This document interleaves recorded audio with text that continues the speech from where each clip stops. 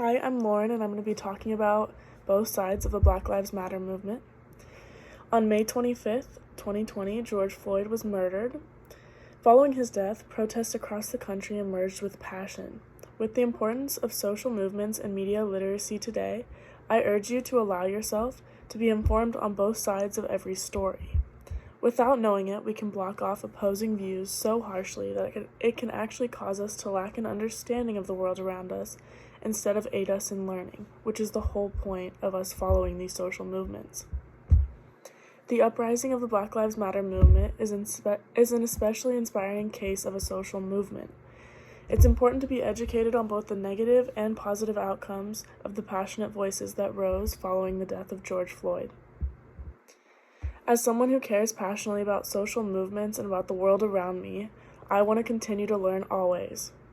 During the protests of 2020, I definitely took a side for what I still do believe is right, but I want to keep an open mind and continue to see both sides because it can aid me in the future.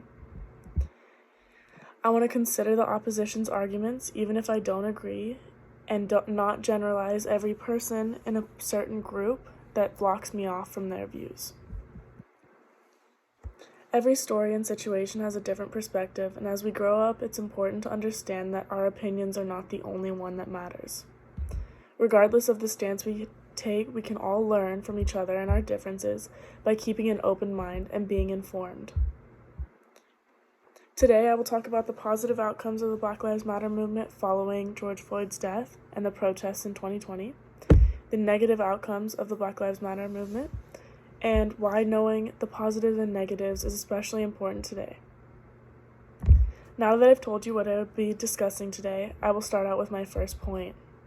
There are many positive outcomes to the Black Lives Matter movements following the death of George Floyd in 2020.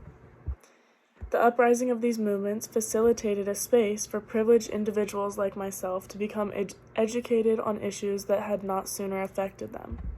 In my personal experience, I lived in a bubble of privilege that I did not even recognize until these movements brought these conversations out.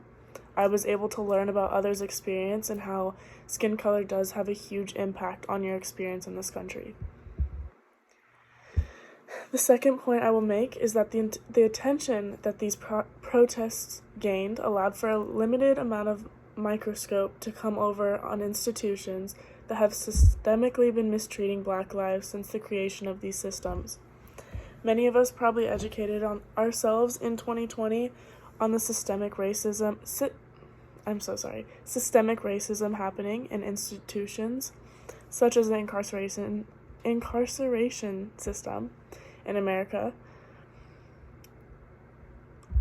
National attention rightfully turned to demanding police accountability for undue violence. The prevailing conversation also incorporated at least a declared concern for addressing institutionalized racism without the criminal justice system and other American institutions, says author Janu Exum and David Niven in a 2003 article from the St. Louis University Law Journal titled "Where Black Lives Matter Less: Understanding the Impact of Black Victims on Sentencing Outcomes in Texas Capital Murder Cases from 1973 to 2018. Although not even close to where it needs to be, these protests did shed light to professionals to set up articles and journals so that they could be discussed on a more level playing field. More people listened because they saw it in real life. Now that I have told you a few positive outcomes of the protests, I'm going to talk about some negative outcomes. Understanding the negatives is equally as important to understanding the positives, as it gives us an insight into history and how to better navigate social movements going forward. Resulting especially from the very few violent protests that happened during this time is the continuation of the long-held racist belief that Black people are dangerous or violent.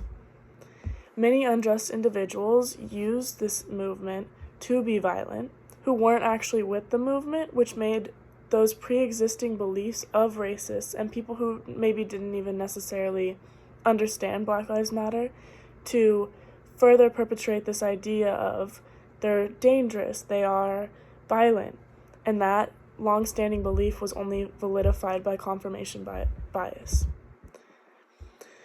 Second, there is a question to be raised about the social welfare implications of BLM protests on civilian homicides. A New York Times article titled "America Has Become More and Less Dangerous Since Black Lives Matter," written May 17, 2023, by Thomas Edsall, recounts a study done by economics professor Travis Campbell showing a decrease in police homicides, or an increase in overall crime resulting in over 3,000 homicides. While these are not a direct cause, it was implied that there was a correlation between these numbers. Now that I've told you about some positive and negative outcomes of the 2020 Black Lives Matter protests, let's address why hearing and trying to understand both sides is so important.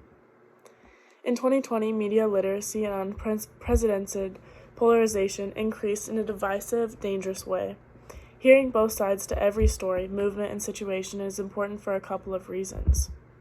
The first being the divisive nature of the media we consume.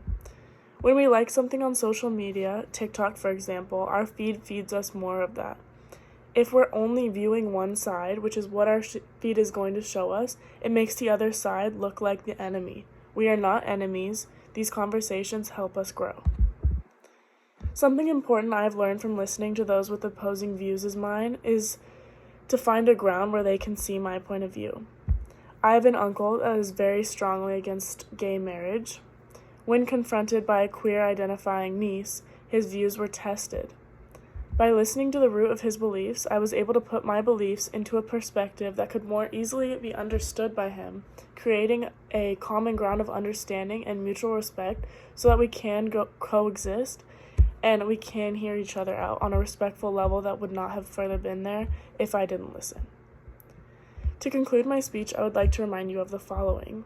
It is important that you take the knowledge from what I have said to understand the importance of both sides of every situation. I have covered the positive, negative outcomes of the Black Lives Matter protests of 2020 and given you a further understanding as to why knowing the positives and negatives is especially important today. Next time you're faced with an issue that might have divisive sides, take a step back, listen to different perspectives, choose a side, but never stop educating yourself on information that might further help you be secure in your argument. Thank you.